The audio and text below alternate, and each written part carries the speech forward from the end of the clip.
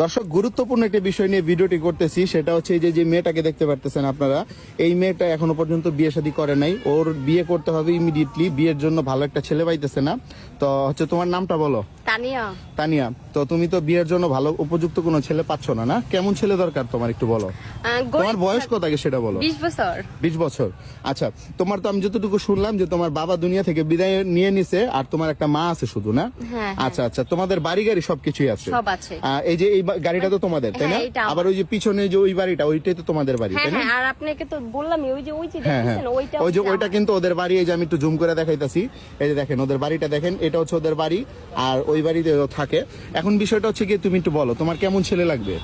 আমার শুনেন, আমার মানে গরিব থাকুক, মানে মানে কোনো কিছু নাই থাকুক, কিন্তু একটু মানে যে ভালো মনের মানুষ, মানে মানে তোমাকে বুঝবে সে। হ্যাঁ, আমাকে বুঝবে। আচ্ছা, বিনিময়ে যদি এমন কোন ছেলে হয় থাকে বেকার বা লেখাপড়া কম করছে বা দেখা যাচ্ছে টাকা পয়সা নাই, তাহলেও কি চলবে? হ্যাঁ, চলবে। আচ্ছা আচ্ছা, এই ক্ষেত্রে তোমাকে বিয়ে করলে তার লাভটা কি, বেনিফিটটা কি? তারে কি তুমি কিছু দিবা?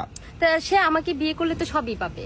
তোমার তো কোনো বন্টন নাই? আমার না? কেউ নাই, না। তুমি একাই? হ্যাঁ, হ্যাঁ, এক মার ঘরে তুমি হ্যাঁ, একা? হ্যাঁ। আমার বাবা নাই, শুধু আমার মা আছে। আচ্ছা, তাহলে তোমাকে বিয়ে করলে এই যে বাড়ি গাড়ি সবকিছু সম্পত্তি হ্যাঁ, সব ভাগ পাবে। দিয়ে দিবা, তারে হ্যাঁ। লিখে দিয়ে দিবা নাকি? অবশ্যই। আর বিনিময়ে কিন্তু ওইটাতে লেখা থাকবে, আমি তাকে সবকিছু দিয়ে দিব, তারপরে তার এখান থেকে লেখা থাকবে যে সে আমাকে মানে তুমি সবকিছু দিয়ে দিবা?